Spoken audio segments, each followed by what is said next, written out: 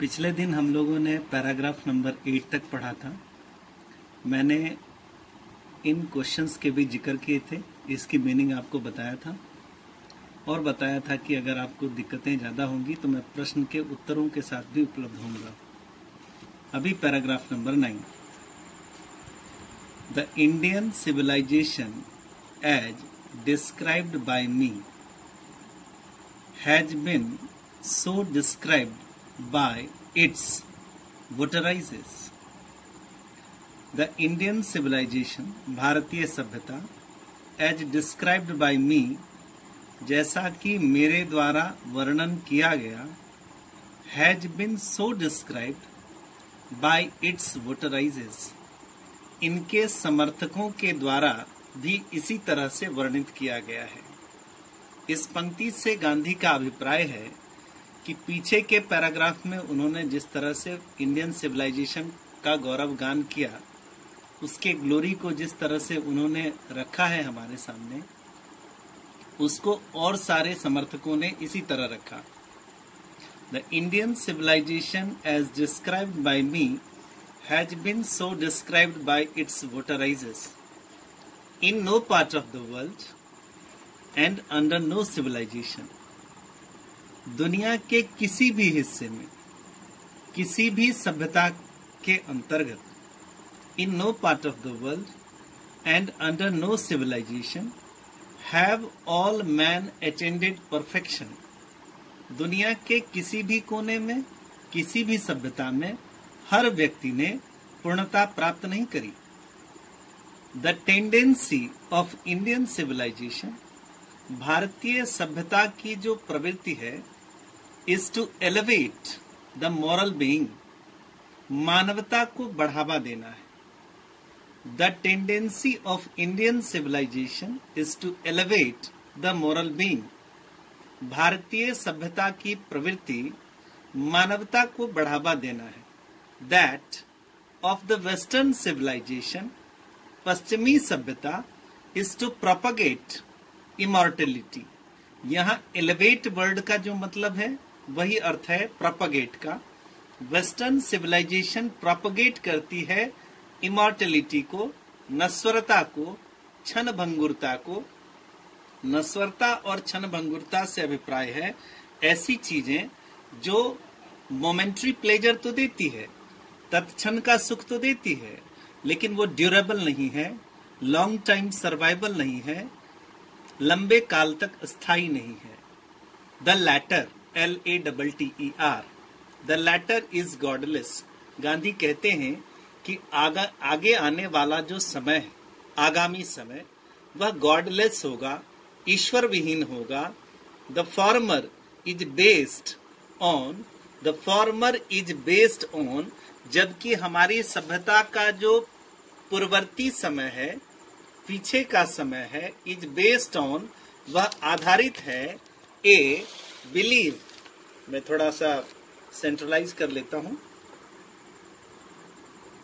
Is believe in God, जबकि भारत की जो प्राचीन सभ्यता थी वह कहीं न कहीं ईश्वर में विश्वास पर आधारित थी। So understanding and so believing, इतनी समझने योग्य और इतनी विश्वस्त। It behoves every lover of India, हर भारतीयों के लिए यह आवश्यक है। बिहोव्स मतलब होता है necessary. It behoves every lover of India to cling to the old Indian civilisation. हर भारतीयों के लिए आवश्यक है कि वह पौराणिक सभ्यता से जो है ना लिपट जाए। क्लिंग का मतलब होता है आलिंगन। So it behoves every lover of India to cling to the old Indian civilization, even as a child clings to the mother's breast. जिस तरह से बच्चा अपनी माँ की छाती से लिपट जाता है, भारतीयों के लिए आवश्यक है कि वह अपनी सभ्यता से लिपट जाए। अब पैराग्राफ 10 में कहते हैं, चूंकि इतने देर उन्होंने गौरवगान किया है भारतीय सभ्यता का और पश्चिमी सभ्यता के ड्रॉबैक्स को, उसकी खामियों को हम सभी पाठकों के समक्ष रखा। 10 नंबर पैराग्राफ में कहते हैं, I am no hater of the west. मैं पश्चिमी सभ्यता से घृणा नहीं करता, मैं पश्चिमी सभ्यता से नफरत नहीं करता। I am no hater of the west, I am thankful, मैं आभारी हूं, टू द वेस्ट, पश्चिमी देशों का, पश्चिमी सभ्यता का, for many a thing I have learned, मैं आभारी हूं पश्चिमी सभ्यता का कि बहुतों चीजें मैंने सीखी है। फ्रॉम वेस्टर्न लिटरेचर, पश्चिमी साहित्य से। फिर देखिए इस पंक्ति को, I am no hater of west, मैं पश्चिमी सभ्यता या देशों से नफरत नहीं करता। I am thankful to the west, मैं तो पश्चिमी देश का, वहां की सभ्यता का आभारी हूं। For a thing, for many a thing I have learned, बहुत सारी चीजें मैंने सीखी हैं। फ्रॉम वेस्टर्न लिटरेचर, पश्चिमी साहित्य से। बट, लेकिन, आई एम थैंकफुल, मैं आभारी हूं, टू मॉडर्न सिविलाइजेशन, आधुनिक सभ्यता का, फॉर टीचिंग मी, मुझे सिखाने के लिए, दैट, इफ, कि अगर, आई वॉन्ट, मैं चाहता हूं, India to raise to its fullest height. फिर देखिए इस पंक्ति को, but I am thankful to modern civilization, मैं आधुनिक सभ्यता का आभारी हूं, फॉर टीचिंग मी, मुझे सिखाने के लिए, दैट, कि if I want India to rise to its fullest height, अगर मैं भारत को इसकी वरिष्ठतम ऊंचाई तक उठाना चाहता हूं, I want India to rise to its fullest height, I must tell my countryman frankly, मुझे अपने देशवासियों को अवश्य खुलकर कह देना चाहिए। I must tell my countryman frankly that, मुझे अपने देशवासियों को अवश्य खुलकर कह देना चाहिए कि, जरा पीछे से अर्थ ले, I want India to rise to its, if I want India to rise to its fullest height, अगर मैं भारत को इसकी वरिष्ठतम ऊंचाई तक ले जाना चाहता हूं, I must tell my countryman, मुझे अपने देशवासियों को कह देना चाहिए, फ्रेंकली, खुलकर, that after years and years of experience, वर्षों वर्ष के अनुभव के उपरांत, after years and years of experience of modern civilization, आधुनिक सभ्यता के वर्षों वर्ष के अनुभव के उपरांत, I have learned one lesson, मैंने एक सबक सीखा है। फ्रॉम इट, इससे, एंड दैट, और की, is that we must shun it all cost, कि हमें अवश्य दूर रहना चाहिए हर कीमत पर इससे। SHUN, शन का मतलब कीप अवे।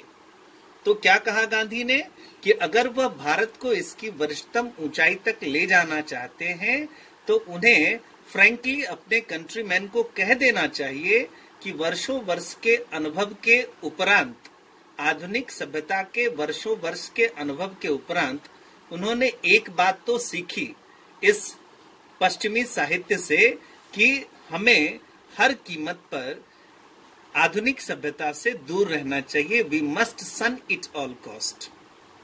अब 11 नंबर में यहां पर एक नया शब्द आया, मॉडर्न सिविलाइजेशन। 11 नंबर पैराग्राफ में कहते हैं कि what is that modern civilization, कि ये मॉडर्न सिविलाइजेशन क्या है। It is the worship of the material. Modern civilisation is the worship of the material. आधुनिक सभ्यता जो है ना, वह वस्तु की पूजा है। It is the worship of the brute in us. यह हमारे अंदर जो क्षण भंगुरता है, जो नाशवान चीजें हैं, उसकी पूजा है। It is unadulterated materialism. Unadulterated का मतलब होता है विशुद्ध जो होता है, जिसमें कोई मिलावट नहीं होती। It is an unadulterated materialism. Modern civilisation is unadulterated materialism. आधुनिक सभ्यता विशुद्ध वस्तुवाद है। एंड, और modern civilisation is nothing.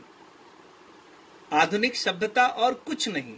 If it does not think at every step, अगर आधुनिक सभ्यता हर कदम पर न सोचे, of the triumph of the material civilization, अगर आधुनिक सभ्यता कदम कदम पर वस्तु के बारे में न सोचे, तो आधुनिक सभ्यता का कुछ मतलब नहीं है। इस पूरे पैराग्राफ में मॉडर्न सिविलाइजेशन को उन्होंने डिफाइन किया अनएडल्टरेटेड मटेरियलिज्म के रूप में। इसको अंडरलाइन कर लेंगे, यहाँ एक ऑब्जेक्टिव छुपा हुआ है। अब गांधी की इन बातों को, पैराग्राफ नंबर 11 को मैं थोड़े से दूसरे शब्द में आपको बताने की कोशिश करता हूं। मिर्जा गालिब ने एक बार कहा था, आशा यशे हयात तो मिल जाएगी कभी, आशा यशे हयात तो मिल जाएगी कभी, लेकिन सकूने कलब मुकद्दर की बात है। अब गालिब साहब का लिखा हुआ है उर्दू में, थोड़ा सा कठिन होगा, चलिए मैं कोशिश करता हूं इस बात को अंग्रेजी में रखने की। Physical comforts can be obtained from the market, physical comforts can be obtained from the market, but the peace of mind is only gifted by God। कि भौतिक सुख सुविधा की जरूरत की चीजें तो आप बाजार से खरीद सकते हैं। Physical comforts can be obtained from the market, but the peace of mind is only gifted by God। परंतु मन की जो शांति है वह केवल ईश्वर दे सकता है। अब बातें तो बहुत बड़ी थी। गांधी ने कहा, आपको गालिब के शब्दों में भी मैंने बताया। थोड़ा सा और छोटा उदाहरण रखता हूं कि एक गरीब आदमी रूखा सूखा खाकर टूटे फूटे बिस्तर पर सोने के लिए चला जाता है। 5 से 10 मिनट में उसे गहरी नींद आ जाती है। वह जोर जोर से खर्राटे लेने लगता है।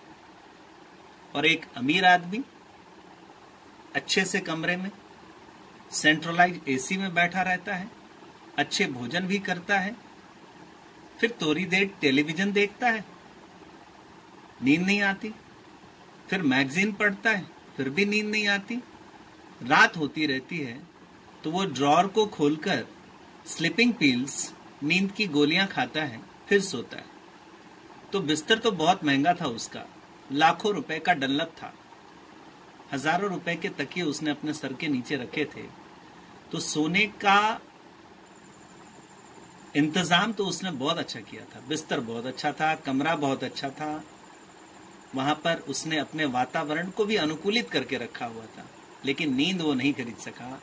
इसीलिए मैंने आपको कहा कि गांधी ने बताया कि मॉडर्न सिविलाइजेशन अनएडल्टरेटेड मटेरियलिज्म है, और मॉडर्न सिविलाइजेशन कुछ भी नहीं अगर वो हर स्टेप पे मटेरियल सिविलाइजेशन की बात ना करे।